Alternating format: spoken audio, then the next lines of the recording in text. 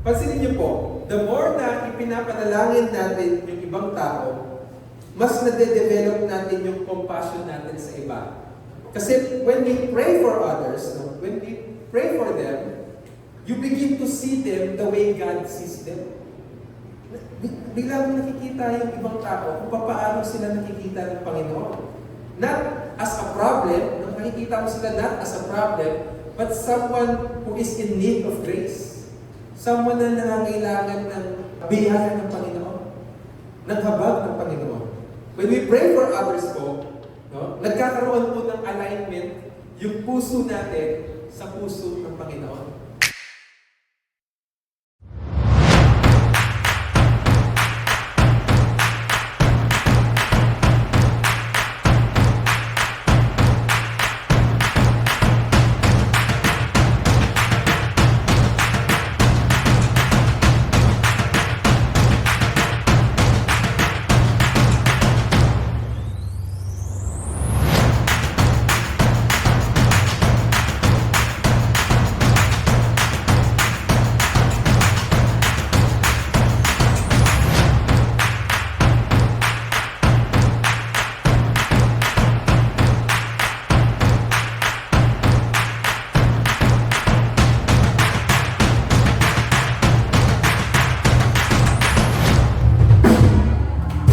Morning kasi, hallelujah.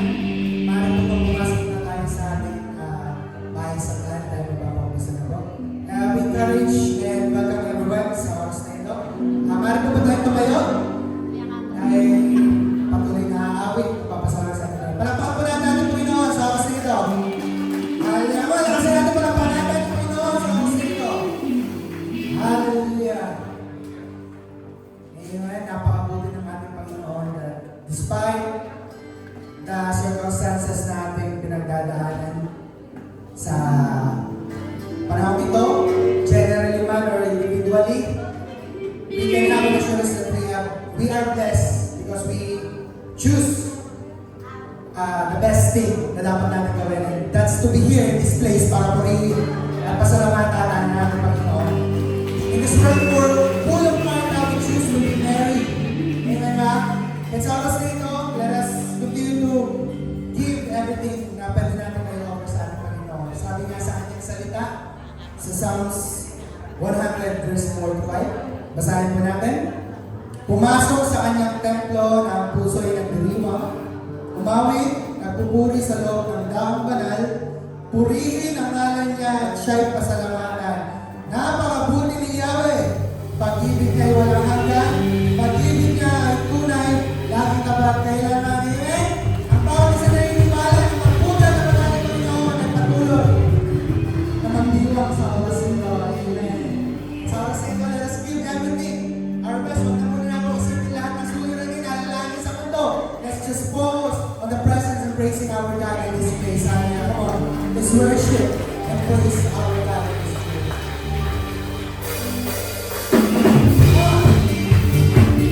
Let's celebrate. You can dance in the crowd. You can sing.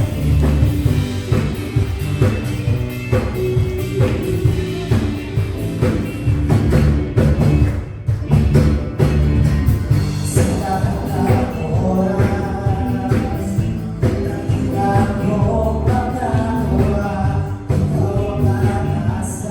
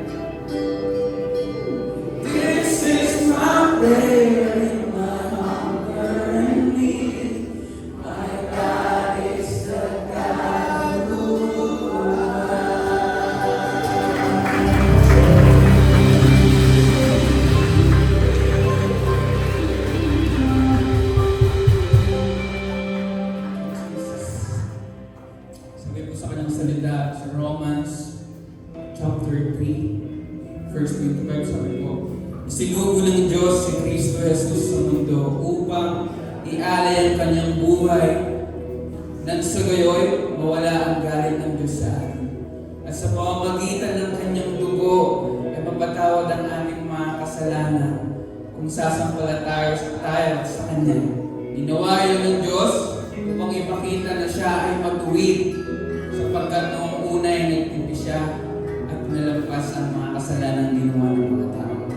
Kahit na dapat sana ay pinabasahan sa Amen. Thank you, Lord, because of what you did on the cross. We are here standing, and our salvation is in you alone, in Christ alone. Amen.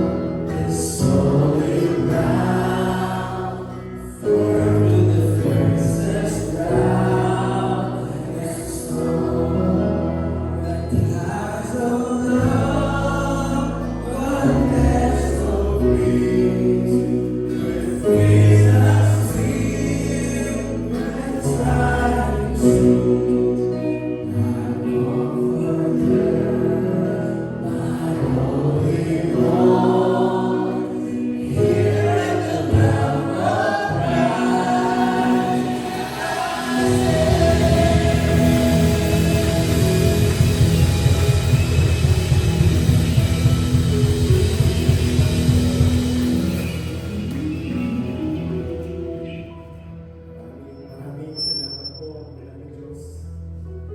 Diyos ng pag-ibig, Diyos ng umal ng buhay.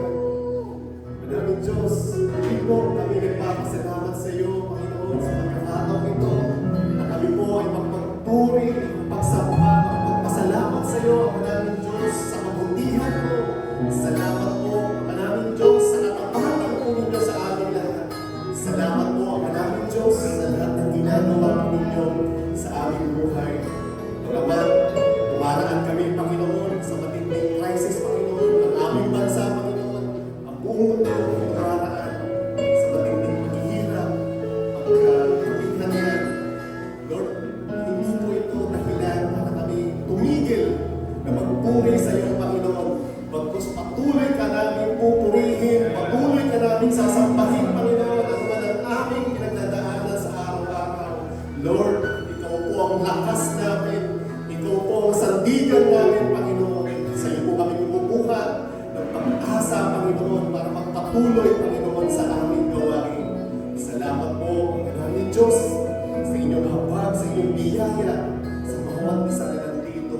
Salamat po, Panginoon, ang dalangin namin na patuloy kang kumilos sa buhay ng bawat isa na nandito. Patuloy kang magpakilala, Panginoon, kung sino ka, Panginoon, so sa buhay namin, Panginoon. Patuloy kang kumilos sa aming buhay, Panginoon. At samahan niyo po kami, Lord, na magawa at masunod namin ng inyong kalooban. Lord, pagkakat kami hindi saktan, patuloy kami nagkakamali, nagkakasala, Panginoon. Kaya humihiling kami ng kapatawaran, Panginoon, sa mga pagkukulang, pagkakamali na aming nagagawa sa inyo. Lord, patawarin mo ninyo kami at turuan mo kami, Panginoon, na kami rin ay patawad sa aming kapwa na nagkakasala sa amin. Lord, salamat po sa magandang halimbawa na pinakita mo sa amin, yung paglapit sa inyo, yung pagpapakumbaga, Panginoon, na pinakita ng aming Panginoon Jesus, Panginoon, kung paano kami lumapit sa inyo, kung paano kami puri sa inyo, Panginoon. Salamat po sa inyong pinakita sa amin. Dalangin namin, Panginoon, tulungan po ninyo ang bawat isa, Panginoon. Ano man po ang aming pinagdadaan, ano man po ang aming kinakaharap sa araw-araw, yung mga battle na aming pinagdadaan. Lord, kailangan po namin kayo, Panginoon. Ikaw lamang po ang lakas namin, Panginoon. Ikaw ang aming kanlungan, Panginoon. Sa iyo na kami kumukuha ng lakas at pag-asa para magpatuloy. Lord, sa pagkakataon nito, Lord, ihanda po ninyo ang aming puso, ang aming isip, Panginoon, para sa inyong mensahe. Lord, gamitin mo si Pastor Reyna, ang aming tagapagsalita sa umagang ito. Bigyan mo siya, Panginoon, ng kamulungan na nagagaling sa inyo, Panginoon. Gamitin mo siya, Panginoon, para sa inyong mensahe sa umagang ito, Panginoon. Na maggamit namin ang aming matutunan, ang aming maririnig sa umagang ito. Maggamit namin sa aming pang-araw-araw na pamumuhay kung paano kami mamuhay, Panginoon, na naayon sa inyong kalooban. Salamat po, ang maraming Diyos, muling pinupuri, sinasamba, tinadakila na namin sa pangalan ni Jesus. Amen.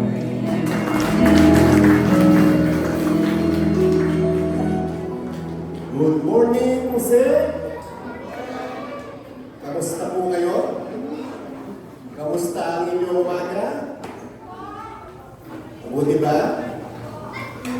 Meron po ba first timer ngayon dito? Meron po ba? May first timer po ba? Wala. Okay. So, first announcement po natin, ngayong darating po Thursday, so wala po muna tayong big small group. Dahil ngayong darating na Thursday, so Holy Thursday po.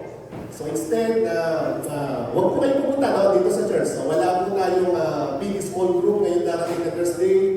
So patuloy po tayo na manalangin. So I encourage everyone, no? Na kung wala man po tayo dito sa church, so patuloy po tayo manalangin, patuloy po natin gawin yung prayer and fasting, no? So napakahalaga po, napaka-importante po niyan, lalo na ngayon na darating yung Holy Week, no? So alaala po natin yan, no? Sa ating Panginoong Hesus, no? Sa kanyang sakripisyo, sa kanyang ginawa para sa ating lahat. So patuloy po tayo sa pananalangin, kahit wala po tayo dito sa church, no? Patuloy po tayo sa ginagawa natin na paglapit sa Panginoon.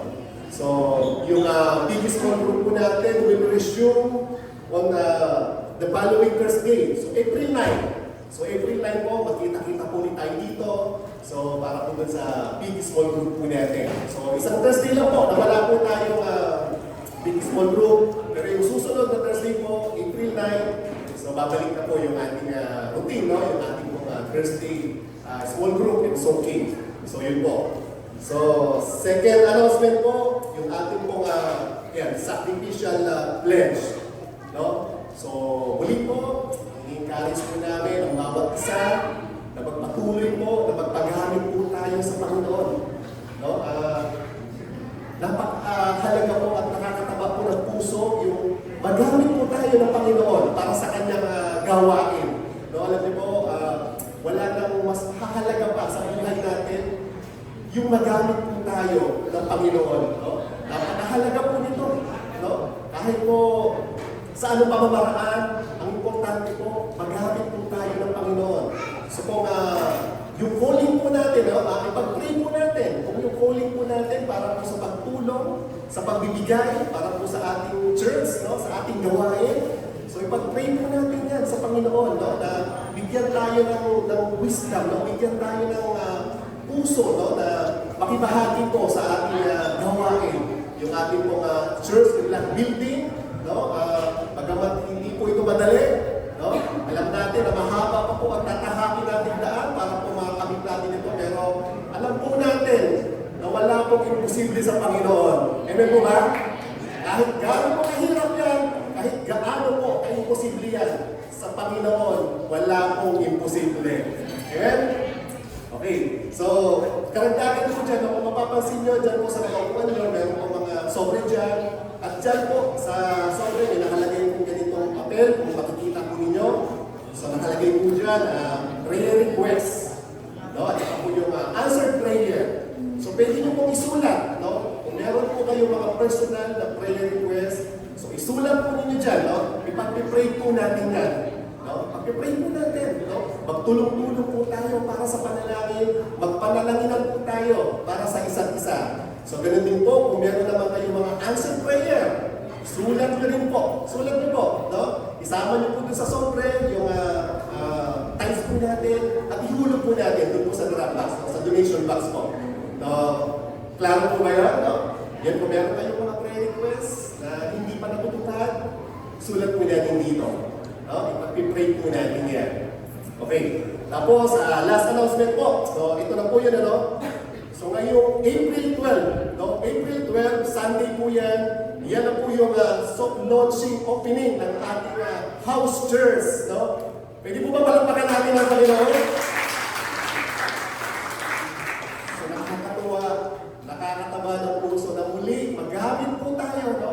Maghamit tayo para abutin yung mga tao na mailapit natin sa Panginoon. Maging tulay po tayo para sa kaligtasan ng mga taong ito. So, yun na po, no? April 12 po yan, no? So, launching opening na yan ng ating house church. So, gagawin po yan sa bahay nila Sis Abby. So, yun po, makakailangan din po tayo ng mga manggagawa dito, no? So, yung ating pong mga gagawa po sa gawain nito yan, sila Terence, sila Benson, si Becca, so si Pastor Reggie. So, pagtutulong-tulungan po natin. At humihingi din po kami ng panalangin sa inyo. Ipanalangin po natin itong ating launch opening ng ating mga house church sa Malino. So, pagtulong-tulungan po natin, no? Isang malaking karangalan po sa atin na magamit po tayo ng Panginoon para sa kanyang gawain. Napaka-importante po yung pagsusuluwining. No? Lalo ngayon, nasa mga huling araw na tayo. So, wala po tayo dapat sayangin oras, panahon. Gamitin po natin yung buhay natin para sa Panginoon. Amen? Maraming salamat po. Salamat po.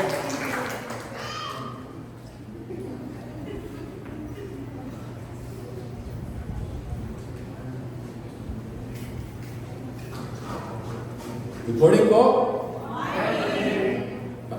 Sabi nga po sa tabi niyo, parang gumaganda ka yata kayo. Parang bumapogi ka yata kayo. Sino po ang masaya na nasa church sila today? Magsabi ko ng amen. Amen. Today po, we are on the... Ay, ano ba? Thank you po, thank you po. Oh, glory to God po.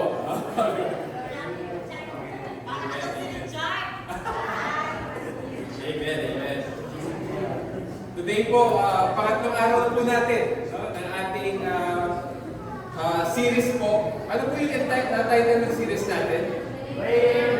Prayer Breakthrough. Pakisabi nga po ulit, Prayer Breakthrough. Sinimulan po natin yung series na ito kasi po, we believe na ang pinakamahalagang bagay sa lahat is our relationship with God. Our connection with God. Amen po ba? And para makakonekta tayo sa Panginoon, kailangan natin ng prayer. Kaya kailangan po natin ng prayer. Kaya napakahalaga po ng prayer sa buhay natin. Pakita ng nasa yung katabi mo, how is your prayer life? Kumusta yung prayer life mo? Kumusta yung personal pag-iusap mo sa Panginoon? Sana po, as we go to this series po, sana po yung series na ito, yung Prayer Breakthrough series natin, hindi lang po siya dumaan na parang walang impact sa atin. Sana po, as we go through this series, mag-level up po yung panalangin natin. Lumalim po yung prayer life natin sa Panginoon. Sino po dito yung masasabi mo na nag-level up na yung prayer life mo? Kahit pa paano? Kahit konti lang. Nag-level up na yung prayer natin. So, kasi po napaka-importante po ng prayer. Napakahalaga po ng prayer. Bakit po? Una, prayer is relationship. Pagsabi nga po, relationship. Through prayer po, dito po natin mabibuild yung relationship natin with the Lord.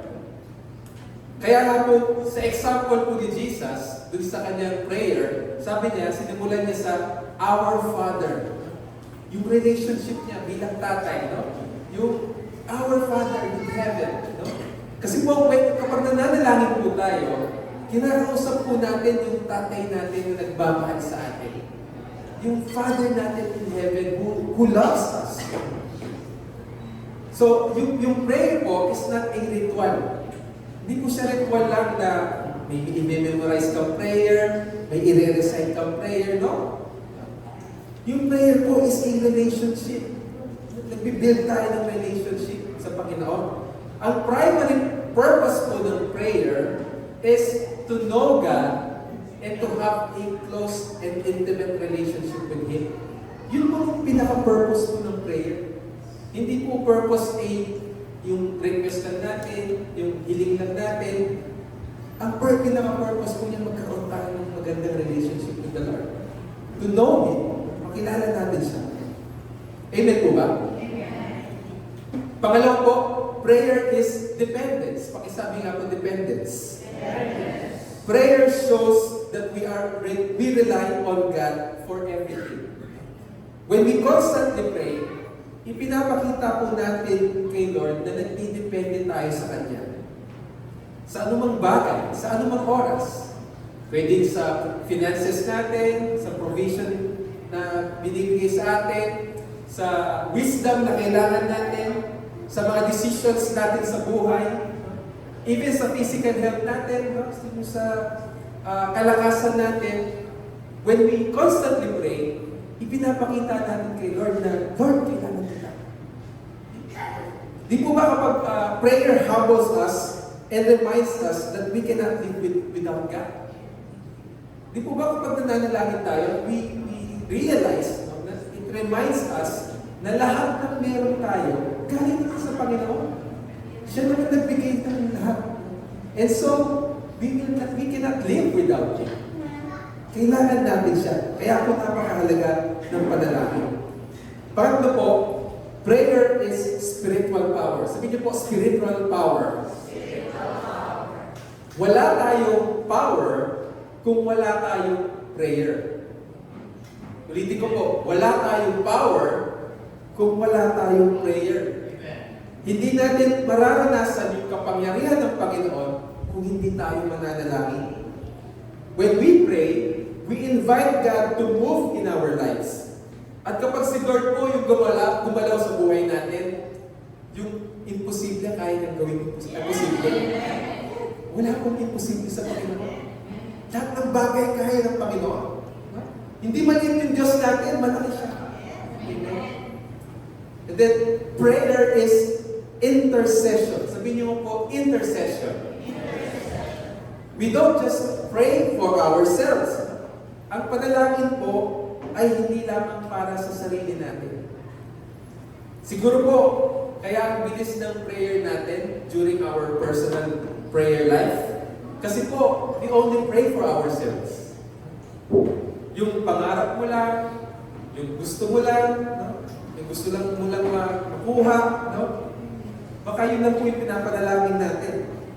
Kaya nga, minsan, wala mag 5 minutes, tapos ka ng manalangin.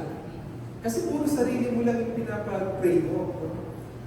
But you know po, more than praying for ourselves, kailangan po ma-prioritize natin yung nananalangin tayo para sa ibang tao. That is what we call intercession. Sabi po ni Paul sa 1 Timothy chapter 2 verse 1, sabi niya po dyan, una sa lahat. Pakisabi nga po, una sa lahat.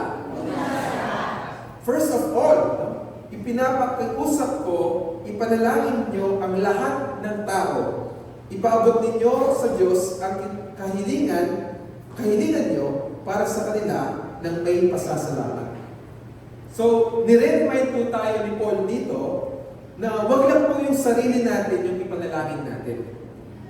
First of all, una sa lahat, pray for others. Pray for all people. At yan po yung topic natin for today. It is entitled, Intercessory Prayer, Standing in the Gap for Others. Tayo pong lahat ay yumuko at manalangin. Lord, thank you for another day, for another opportunity, Lord, to learn from your word, God. Lord, buksan niyo po ang aming mga puso, ang aming mga isipan, Panginoon. Maging totoo po ito mga salitang maririnig po namin, Lord, sa aming mga buhay, Panginoon. Tulungan niyo po kami magmahal at manalangin, Panginoon, para sa ibang tao, Panginoon. Teach us to be like you more, Panginoon. In Jesus' name we pray. Amen. So today po, we are going to answer questions about intercessory prayer. So tatlong tanong po, no? What is intercessory prayer? Ano ba yung intercessory prayer? Pangalawa is, why does intercessory matters? Why does intercessory prayer matters? Bakit ba ito mahalaga? At pangatlo po, who should we intercede for? Sino ba yung dapat nating pinag-pray or pinapanalangin? So, first po, let us define, ano pa ba ang ibig sabihin ng intercessory prayer? So, what is intercessory prayer? Intercessory prayer po is the act of praying on behalf of others. The word intercede means to plead on behalf of someone else. No? Yung pinapanalangin natin sila. No? Ganun lang po kasimple. No? Yung intercede. No? Ipanalangin natin yung iba.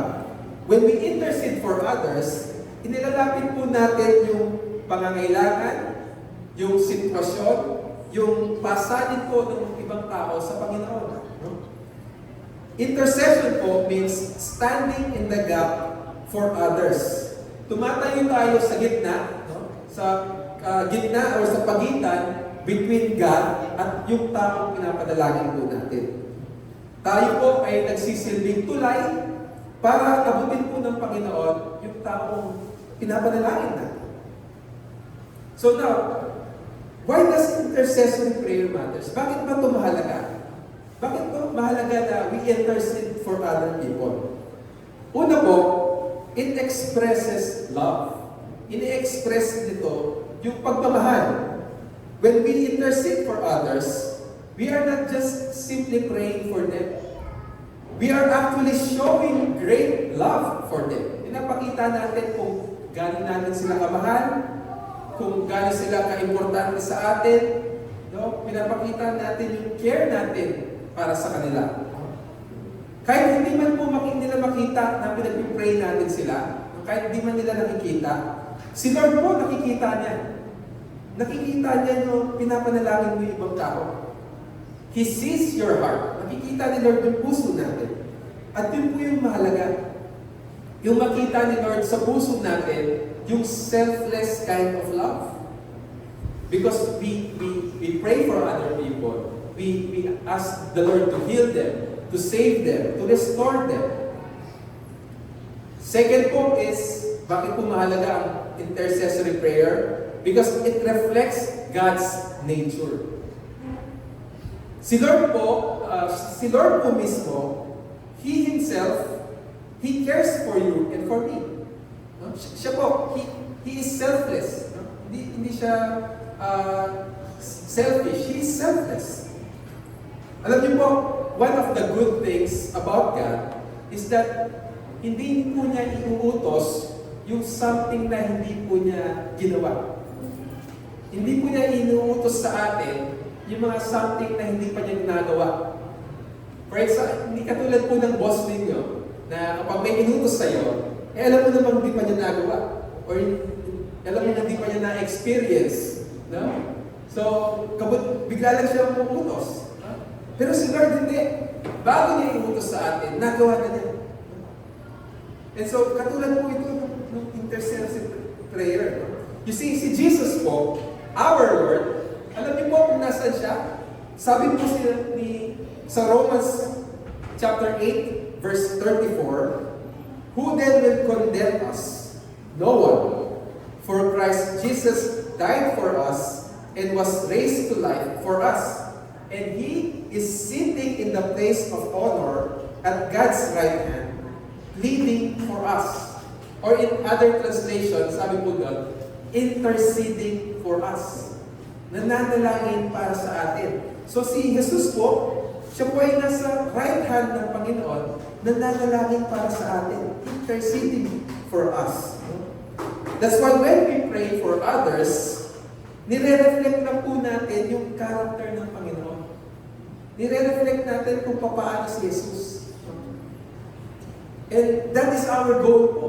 Yun po yung goal natin bilang Kristiyano, bilang believers, bilang followers of Christ. Maging katulad ng Panginoon, Christ-likeness. Yun po yung goal natin. Pangatlo po, bakit importante ang intercessory prayer? It develops our heart. Pansinin niyo po, the more na ipinapanalangin natin yung ibang tao, mas nade-develop natin yung compassion natin sa iba. Bakit po? Kasi when we pray for others, when we pray for them, you begin to see them the way God sees them. Biglang nakikita yung ibang tao kung paano sila nakikita ng Panginoon. Not as a problem, nakikita mo sila not as a problem, but someone who is in need of grace. Someone na nangangailangan ng biyaya ng Panginoon. Ng habag ng Panginoon. When we pray for others po, nagkakaroon po ng alignment yung puso natin sa puso ng Panginoon. Minsan kapag nararanasan mo na parang tingin mo nagkukulang na yung amor mo, yung love mo sa ibang tao, baka it means kulang ka na sa prayer for others. Baka it means kulang ka na sa intercessory prayer. So, pray for others. Manalangin po tayo para sa iba. Sa panahon po natin ngayon, na meron po tayong kinakaharap na crisis. No? Tumaas na po lahat. Tumaas na yung gas, tumaas na yung pamasahe, tumaas na yung bilihin. Tumaas na yung, wag ko na daw pong sabihin, no? Pag tumataas. Isipin nyo na, lahat na tumataas, no? Lahat na po, namumroblema. No? Kasi, lahat po mataas ngayon. No? And so, now more than ever, no? Kailangan po natin yung panalangin ng bawat isa. I need your prayers, you need my prayers. Kailangan po natin yung prayer ng bawat isa. No? Kasi humaharap po tayo sa crisis. You know? Marami pong tao ang nag-iisip dahil po sa sitwasyon natin ngayon, nasasabi po nila, wala na tayong magagawa, kundi manalangin na lang. Manalangin na lang tayo, wala na tayong magagawa. Parang ang dating, walang halaga yung panalangin. But the truth is, the best thing that we can do is pray. Yung pinakamahalaga natin pwedeng gawin is manalangin. First po doon is panalangin, hindi po siya last resort. Unang-una is manalangin na ano bang sitwasyon sa buhay natin, whether good times or bad times, let's pray. Panalangin natin. Manalangin po tayo. Kasi po, when we pray, God hears us. When we pray, God answers. Sinasagot tayo ng Panginoon. Lalo na po in times of crisis. Kapag nanalangin po tayo in times of crisis, Christ is our refuge. Christ is our strength.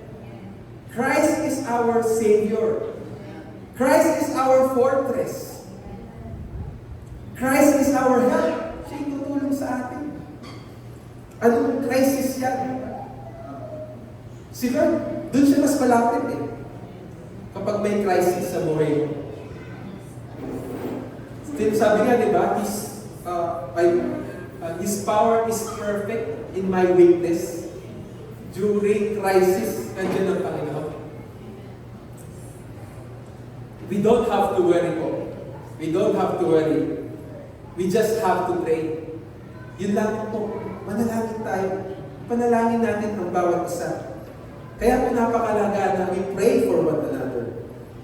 Alam niyo po, every Wednesday ngayon, dito po sa Masay, meron na po tayong team of intercessors. Yan, sila po yan. Palakpakan nga po natin sila.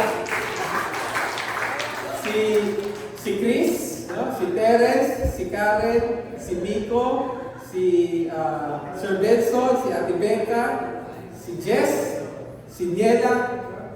Sila po, no? Sila po ang ating intercessors.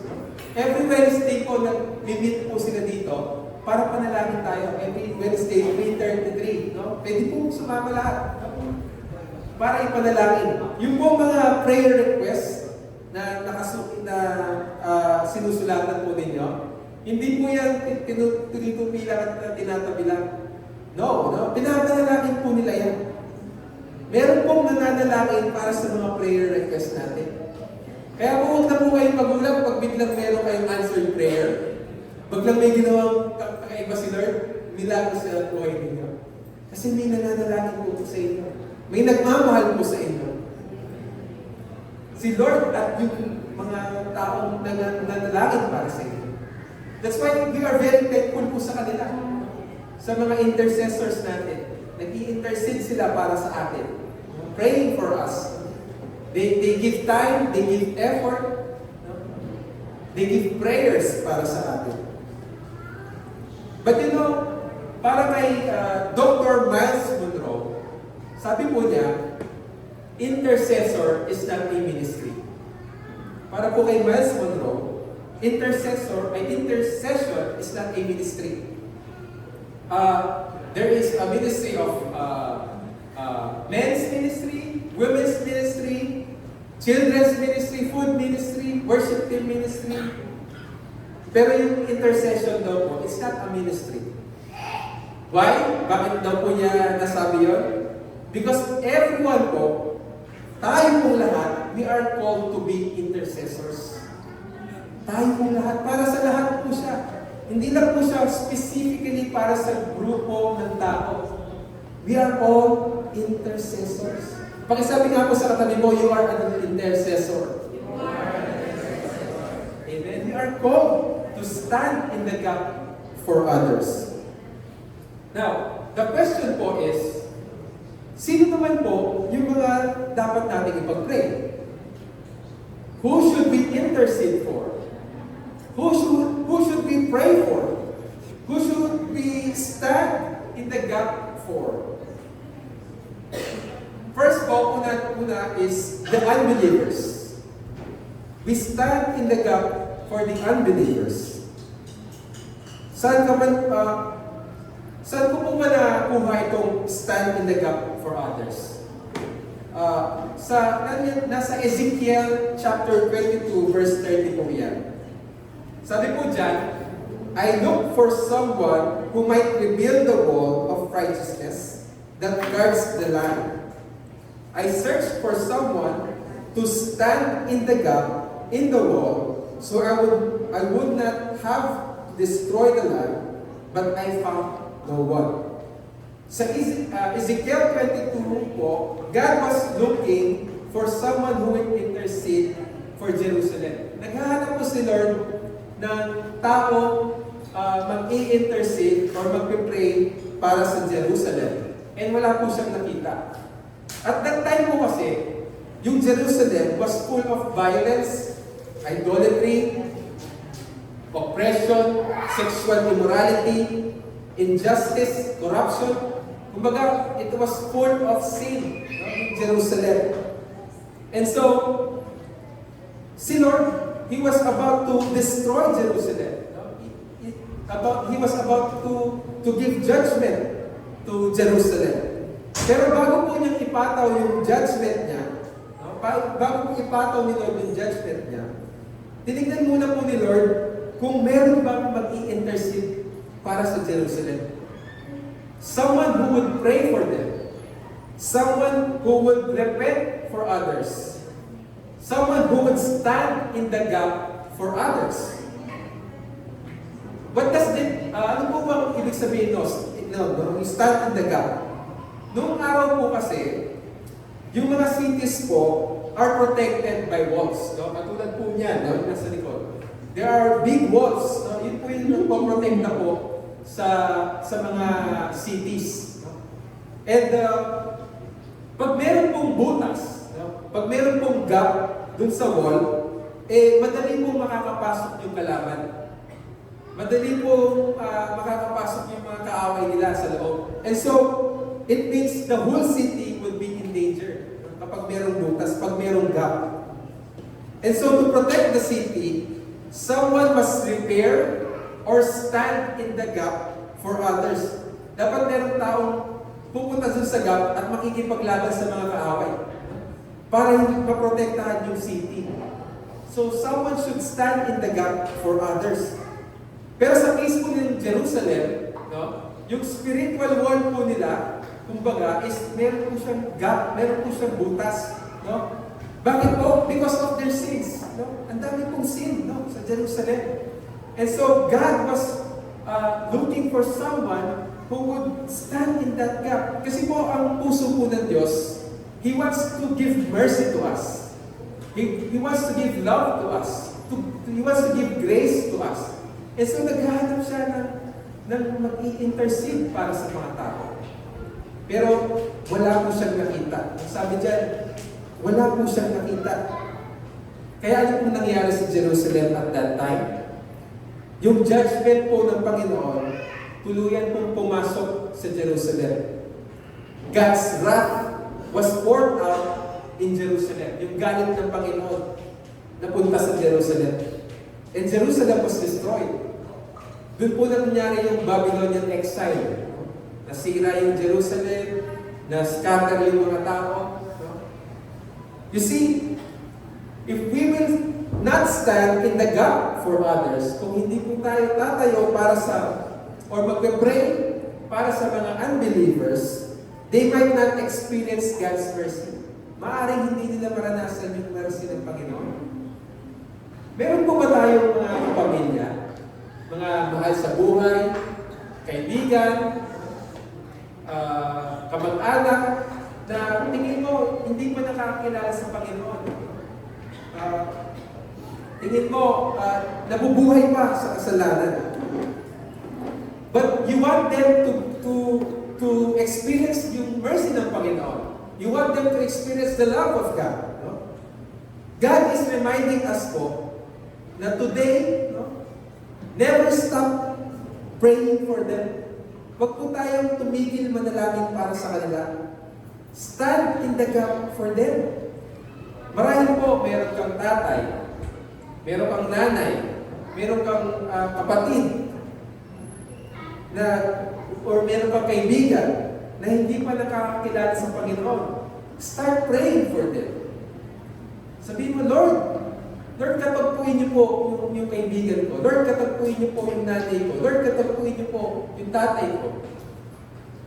Lord, kayo po yung magligtas sa kanila, Panginoon. Lord, save them the way you saved me. Pag-pray po natin sila, yung mga unbelievers. Alam niyo po, sadly, but this is the truth. Kapag wala na po yung tao sa mundo, wala na po siya sa mundo, hindi na natin po siya mapapanalangin. Some people might think na kapag namatay na, pwede pang panalangin. No, wala na po. Bakit po? Kasi it's either heaven or hell.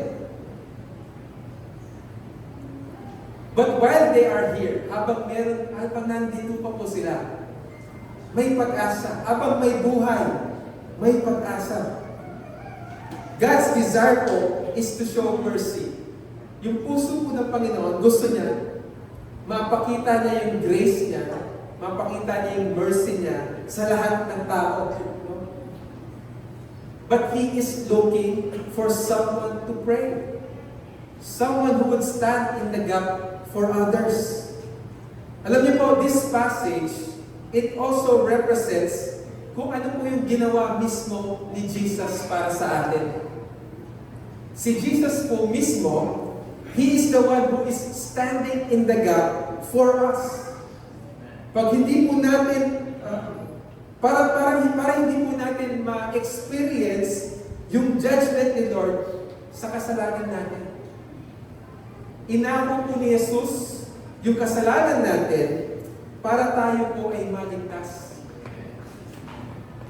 That's why all we need to do to be saved is to believe in Jesus Christ and place our faith in Him. Maging follower ka na ni Jesus. Maging follower ka na ng Diyos. Pakisabi nga po sa katabi mo, maging follower ka ni Jesus. Amen? Second po, so sa first thing po na ipag-pray po natin is the unbelievers. Pangalawa po is we intercede for our family. Para sa pamilya natin.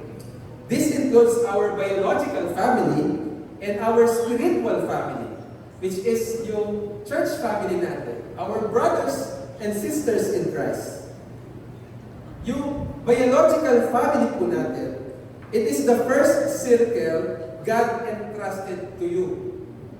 Yung kapamilya po natin, yun po yung ini-entrust sa atin ng Panginoon.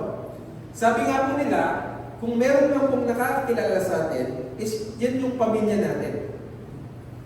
So it means, tayo din, kilala natin yung pamilya natin. Alam natin yung mga pinagdadaanan nila, alam natin yung struggles nila, alam natin yung mga weaknesses nila. Although yung iba po, hindi nila alam.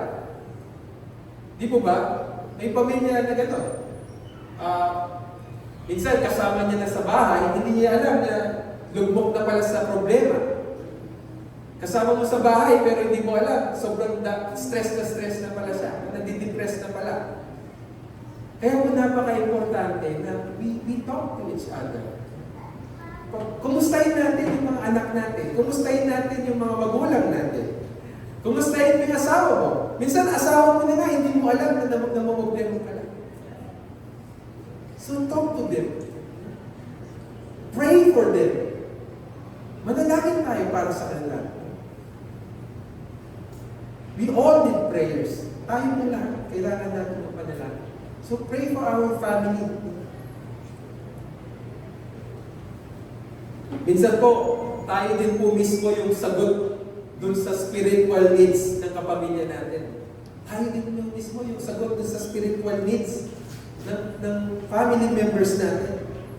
So pray for them for God to cover them and protect them. Pray for God's protection in them. Na God will protect them from harm, from danger, from temptation, from spiritual attacks. Pray for God to strengthen them, bigyan sila ng lakas, spiritually, physically, mentally. Pray for God to guide them, bigyan sila ng wisdom ng Panginoon, not just dun sa current na problema nila, even sa future nila, sa future direction ng buhay nila. Mag-pray po natin na yung plano ng Panginoon, yun yung masunod sa buhay nila. Sa mga anak natin, sa mga magulang natin, sa mga pinsan natin, kaibigan natin. Pray for them. Yung prayer po is something na pwede nating iregalo sa mga pamilya natin. Araw-araw. Kasi libre po eh. Libre yung panalangin. It is free. But it is very valuable. Libre man ito, pero ito yung pinakamahalaga. Ang manalangin, ang panalangin. Also, do not forget to pray for our spiritual family. No? Tayo po dito, no? Dito po sa church, we are a family. The church is not just a gathering. It's more than just an event. It is a relationship. Magkakapamilya po tayo. No? We are a family. That's why hindi lang po tayo nagkikita sa church. Di po ba? Kahit nagkikita po tayo, kahit sa labas ng church. No? Kahit hindi po Sunday, nagkikita tayo. We eat together, we play together. Sabi ko nga, we play pickleball together. we play basketball together. We share life together. Yun po kasi yung church eh. Sino po yung masaya na kasama po sila sa Mosaic Church?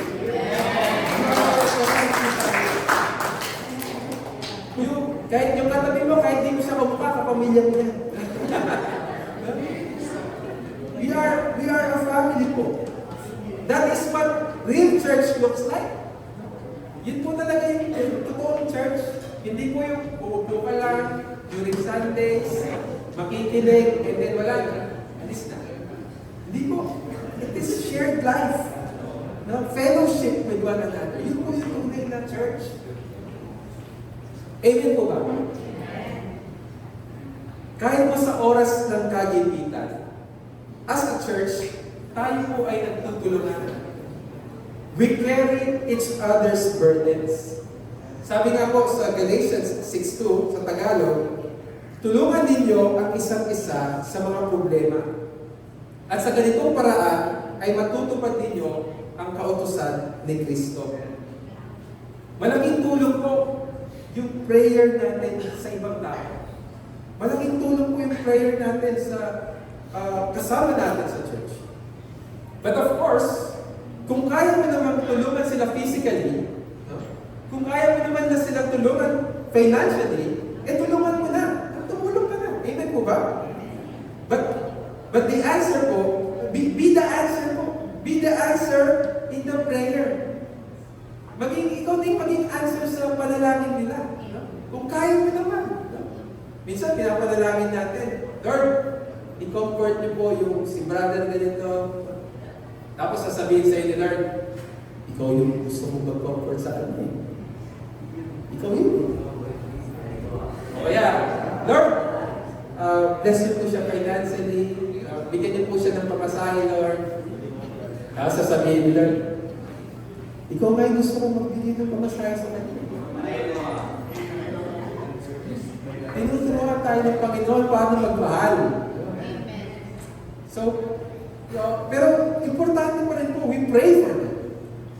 We pray for our family. We pray for our church family. Amen po ba?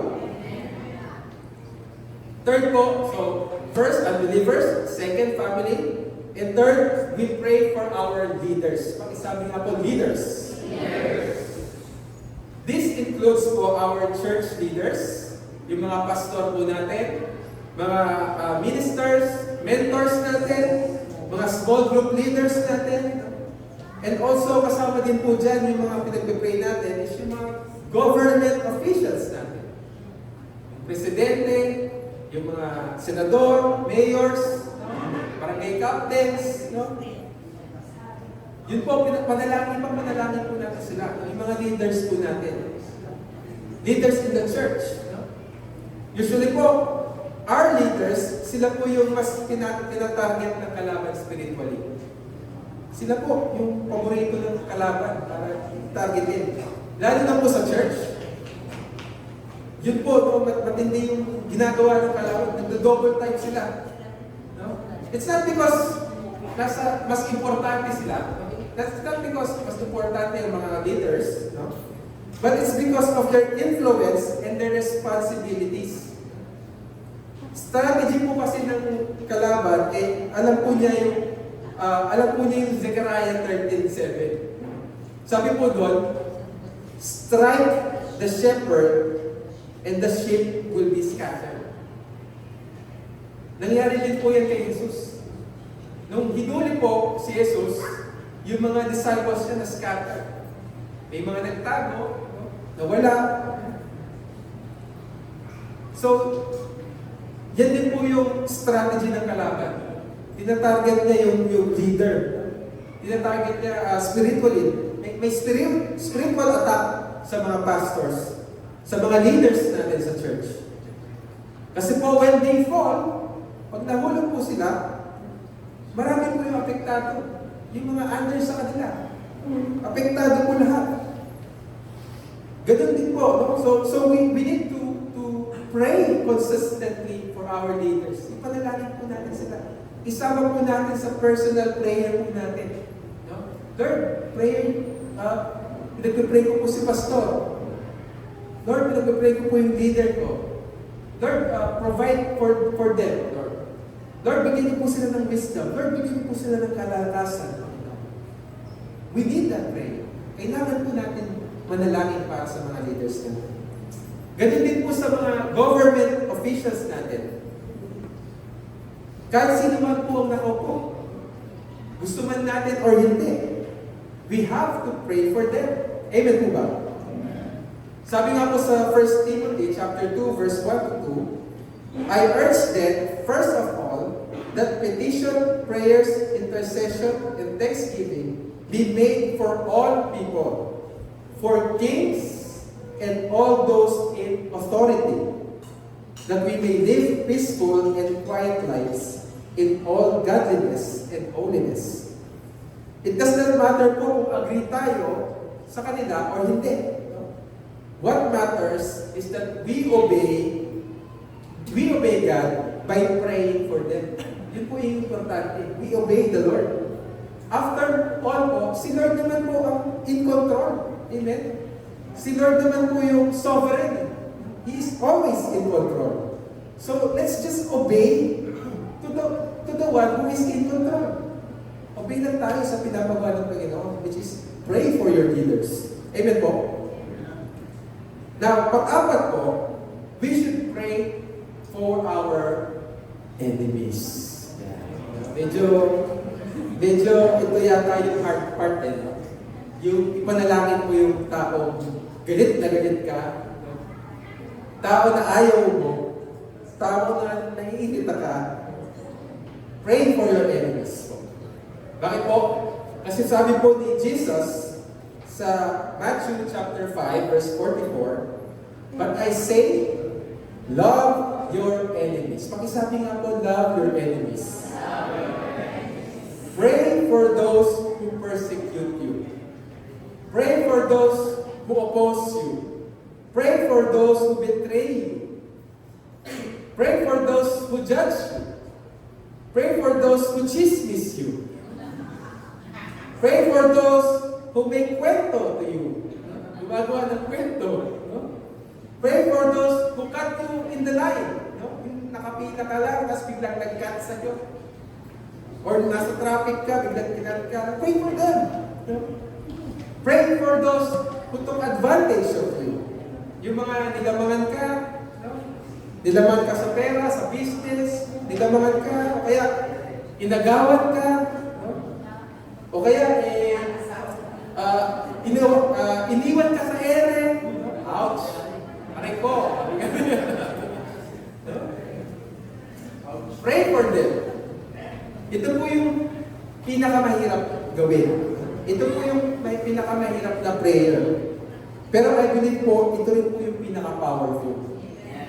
Ito po yung powerful. Kasi po, when we pray for our enemies, our hearts are being transformed. Kapag di po natin pinag-pray yung enemy natin, hindi natin minsan namamalayan kapag sinabi pa lang yung pangalan ng enemy natin. Nagbabago na yung itsura mo. Nagbabago na yung mukha mo. Yung mata mo, nagdidikit na yung kilay mo. No? Nagiging tiger ka na. No? Nagtatransform ka, nagiging tiger ka. Galit na galit o gusto manakit. Nag-iiba ka na. Pero kapag pinanalangin po natin, when we pray for our enemies, hindi po yung mukha natin yung magtatransform. Yung puso po natin magtatransform. Babaguhin ni Lord yung puso mo. Amen? Gagawin niya lang mukha ang sabi mo. So, napaka-importante po ba? Grabe po yung wisdom ni Lord, no? Ipag-pray natin yung mga taong ayaw din natin. No? We pray for our enemies. Yes, mahirap po yung pinapagawa ni Lord sa atin. Di po madali yun. Madali pong sabihin, pero madali pong, mahirap pong gawin. Magpatawad, hirap doon. No? Ang hirap po ng pinapagawa ni Lord. O kaya magbigay kahit wala ka na. Mag-pray para sa kanila. Ipag-pray natin na i-bless sila ni Lord. Mahirap po yun.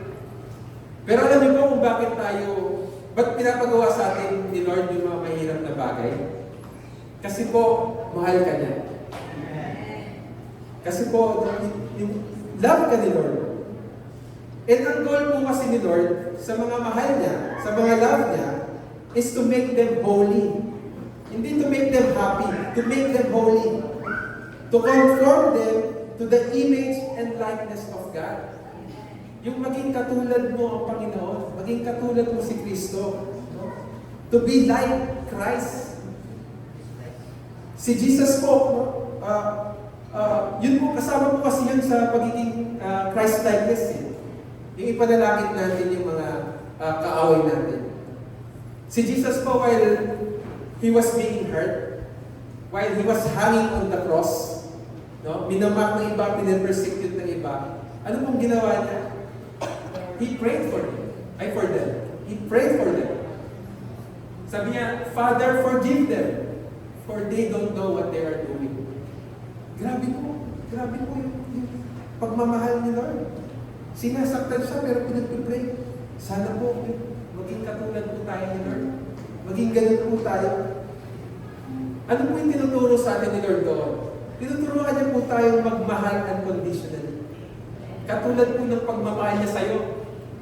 Unconditional yung pagmamahal niya sa'yo. Kahit na nagkasala ka noon, no? Kahit ang pangit ng past mo noon, He still loves you. While we are sinners, He dies for you. Ganun po tayo kamahal ng Panginoon. And so, sana po, ganun din tayo magmahal. Kamukha ng pagmamahal ng Panginoon. And lastly po, we pray for anyone in need.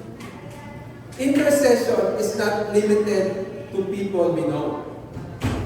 It extends to everyone. Sa lahat ng tao. Whether kilala mo man yan or hindi.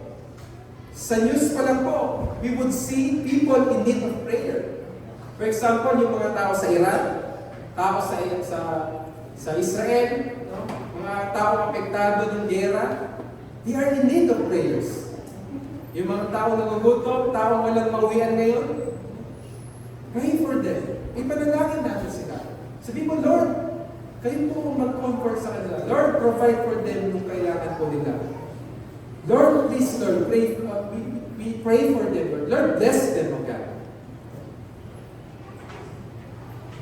Ang lahat po ng tao kailangan ng panalangin. Even sa everyday life po natin, we would encounter a lot of people. Sa araw-araw natin.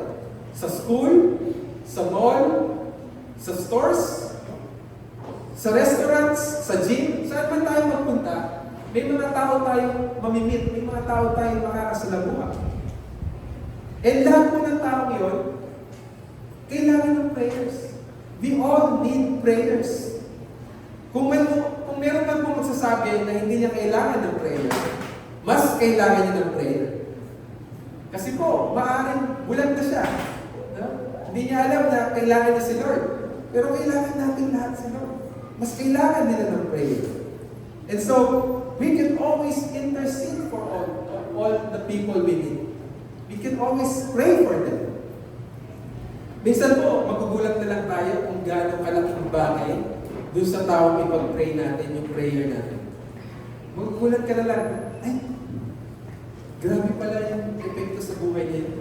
Grabe pala yung value sa kanya ng panalangin na ginawa ko para sa kanya. One time po, naghanap po ako ng barbershop, no? Napunta po ako sa San Fernando, and then may nakita po ako barbershop, siya lang yung barbero, nag-iisa lang. Tapos ako lang din yung customer niya. So pumasok po ako, nagpagupit, and then while ginugupitan niya ako, nakapagkwentuhan kami, kasi kami na lang eh. So nagkwentuhan kami, nag-share ng mga napagdaanan, and then eventually na-share ko yung gospel, no? And then pagkatapos niya akong gupitan, I prayed for him, tapos binigyan ko rin ng tip, no? Tapos talagang sobrang tuwa-tuwa siya, no? Na pinanalangin ko siya. Kasi iba po yung nagagawa ng panalangin. Habang pinapanalangin mo pa lang yung tao, nararamdaman niya na yung pagmamahal ng Diyos. Ramdam niya na yung love ni Lord through your prayers. Ganun din po yung nangyari din sa, nakwento ko na po dati, yung naghanap po ako ng gagawa ng window po namin sa courtside.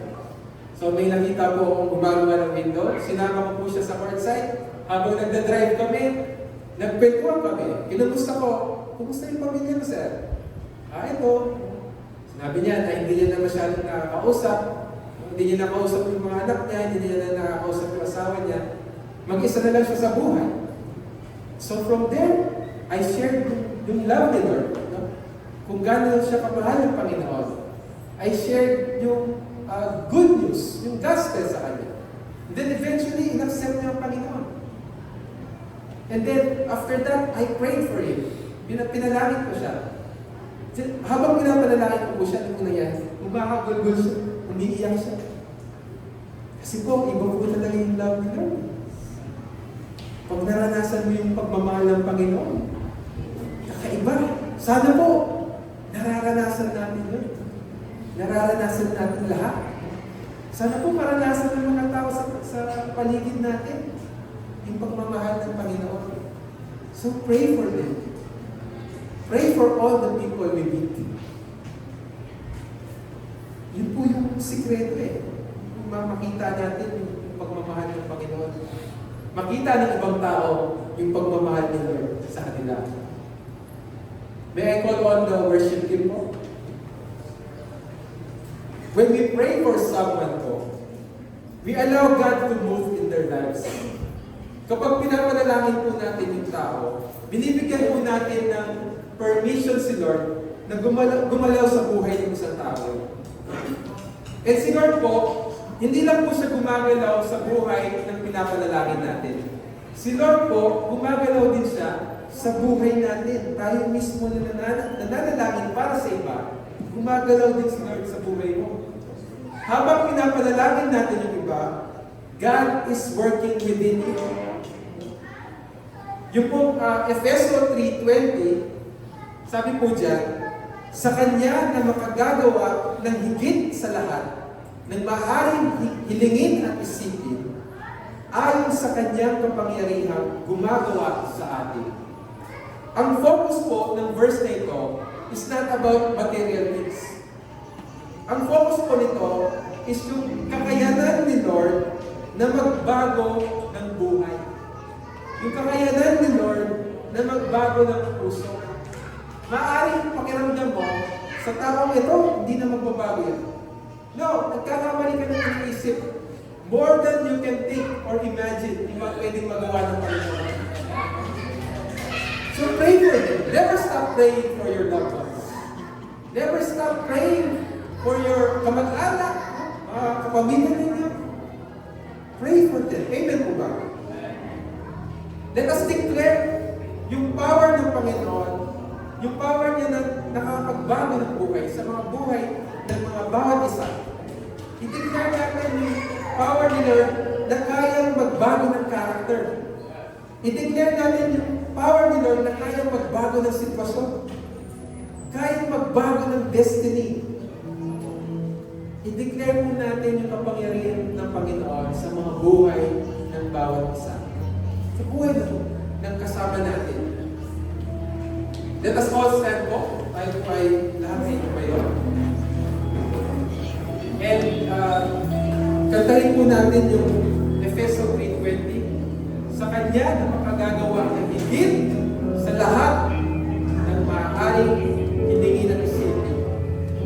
Si Lord po, higit sa pwede nating isipin ang kaya niya gawin. Let's sing this song. Sa Kanya makagagawa ng higit sa lahat ng maaari hilingin at isipin. Sa Kanya makagagawa ng higit sa lahat ng maaari hilingin at isipin. Sa Kanya makagagawa ng higit sa lahat ng maaari hilingin at isipin. Naniniwala kayo sa buhay. Sa Kanya Naniniwala kayo may buhay na higit sa lahat ng maaari kaya gawin ng Panginoon. hilingin at isipin. Ayon sa Kanyang kapangyarihan, gumagawa sa atin. Sumaganihan ang kalwalhatian sa Iglesia kay Kristo Jesus. Sa lahat ng salita,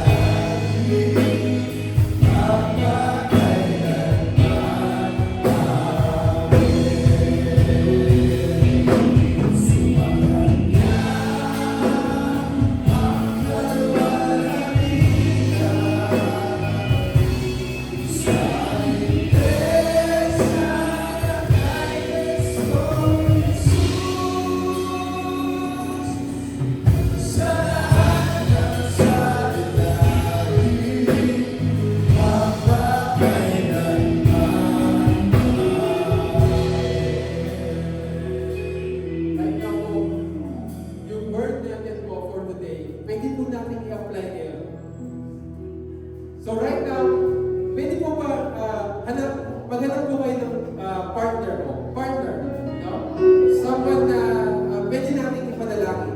Itanong niyo po dun sa kapartner ninyo, kung meron ba silang kahilingan sa Panginoon, meron ba silang pinagdadaanan, may gusto ba silang ipadalangin? Pray for them. Itong word po natin is not just word. I-apply po natin sa buhay natin. Pray for them. Panalangin po natin sila. It's time to pray for them. Habang worship team or playing a song, sige po, let's pray.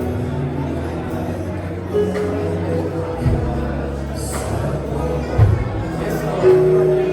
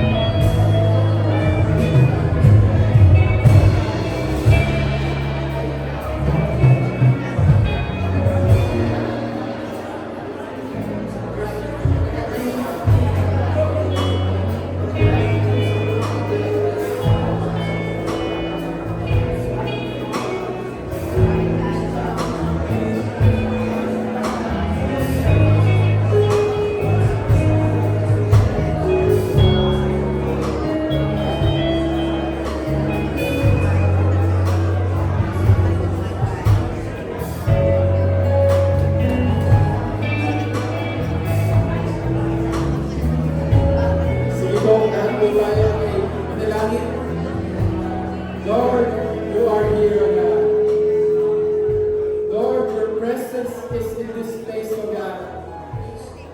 Salamat po, Panginoon. Thank you, Lord, for your presence. Thank you, Lord, for the privilege to stand in your presence, Panginoon. Thank you, Lord, for the privilege, Lord, that we get to pray, O God, for others, O Lord.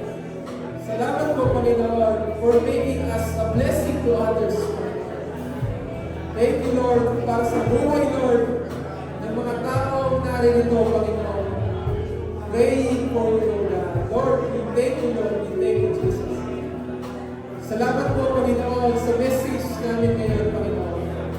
Thank you, Lord, na di-remind po kami, Panginoon, that we need to pray for one another. Pray for our loved ones. Pray for our friends. Pray for our families, and even our enemies, Panginoon. Thank you, Lord, for your love, O God. Thank you for your grace, O God. Lord, teach us how to pray. Tulungan niyo po kami, Lord, na manalangin araw-araw. May we desire to pray, Panginoon. Maging habit po namin ang prayer, God. Maging delight po sa amin. Ma-enjoy po namin ang prayer, Lord. For we know, Lord, when we pray, you hear us, O God. You hear us, Lord. And you answer us, O God. Salamat po, Panginoon. Thank you, Lord, for the life, O God, ng bawat isa na naririto, Lord. Salamat po, Lord, for your goodness, for your grace, for your mercy, O God, for your blessings, O Lord. Salamat po, Panginoon, na we get to give our tithes and offering, Panginoon. Salamat po, Lord, na kayo rin po mismo ang nagbibigay sa amin, Lord, na pwede namin ibigay sa ibang tao at sa church, Panginoon. Lord, thank you, Lord, for everything, O God. Thank you, Lord, for the love. Thank you for your goodness, O Lord. We love you, we praise you. In Jesus' name we pray. And all people say, Amen. God bless you, Lord. See you next Sunday.